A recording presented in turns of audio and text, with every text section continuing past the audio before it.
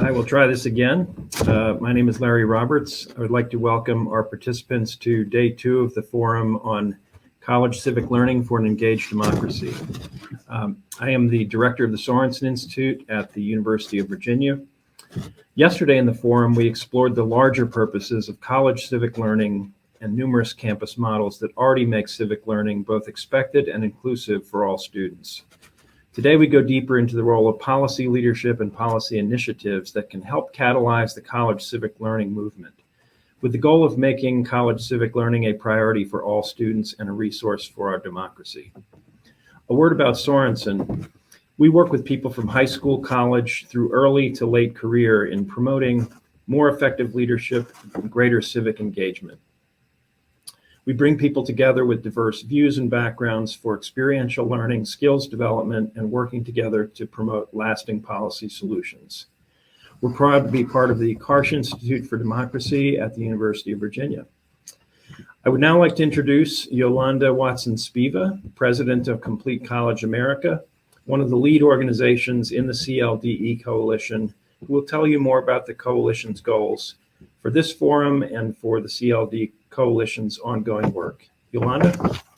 Thank you, Larry, and I join you in welcoming the participants back to day 2. We really appreciate that you all thought this was worthy of your time and are coming back.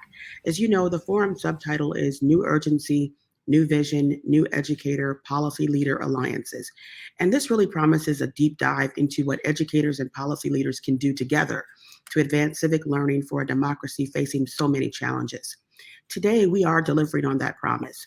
Both the plenaries and the concurrent sessions explore ways that policy organizations like my own, Complete College America, can work with campus-level educators to advance the civic learning movement and why it's really in our interest to do so. We'll also explore ways that institutional-level civic learning leaders can form productive alliances as well, both with national policy organizations, but also with institutional-level policy initiatives that are closely related to civic and democratic learning. First, let me remind you what the coalition is. It consists of 5 lead partners. These are all educational and policy organizations working together in solidarity, along with over 17 additional national organizations that are helping to lead the movement to make college civic learning inclusive, equitable, and high impact.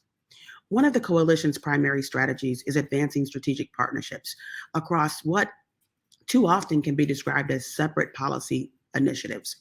For example, civic learning is and should always be connected to diversity, equity, and inclusion initiatives, or as some are actually already calling this, JEDI initiatives, with justice being the J, providing the North Star for all of our civic engagement and DEI efforts combined. Civic learning is also directly connected to careers because every career field faces significant, sometimes even searing public good issues. And that's whether it's related to COVID, social media, literacy, sports, etc. So toward that end, I'd like to talk briefly about our own view at CCA, about why and how we should be connecting civic and career learning with completion priorities. So at CCA, we are always talking about the fact that if every system is perfectly designed to get the outcomes that it gets, then it's really time for us to reimagine the system. And we do have justice and equity and diversity and inclusion as our North Star as well. We believe we can either reflect the racial, social, and economic injustices of our society, or we can be an engine of equity, prosperity, and hope. And at CCA, we're doing that by building movements and transforming institutions. We do that through an alliance of 49 states, systems, and consortia who all come together to scale proven methodologies, strategies, and technologies even in terms of how we can actually make changes here in the United States so that we can be internationally competitive in terms of having an informed and educated citizenry. And then hopefully that will connect with our civic engagement and making sure that people are being strong participants in our democracy. What that also means, we think about our work, we describe it as being subsumed within 4 pillars. And those 4 pillars are purpose, structure, momentum, and support.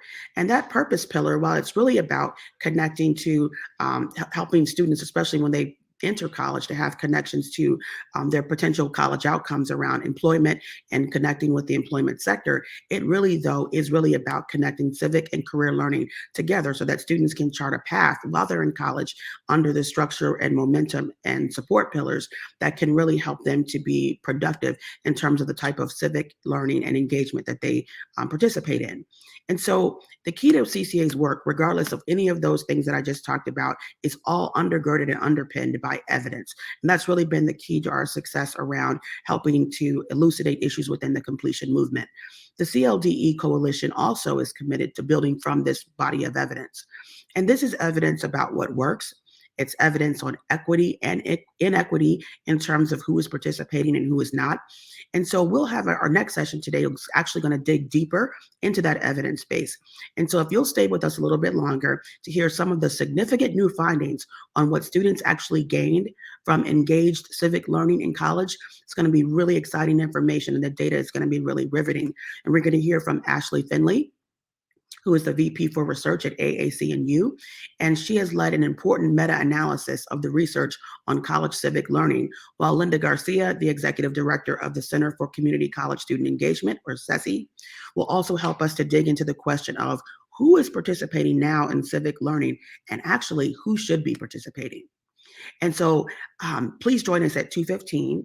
Don't go away. Stay tuned at 2:15, and we can hear from Ashley and Linda on the body of evidence that supports all of the work of the CLDE Coalition. We look forward to seeing you then. Thank you.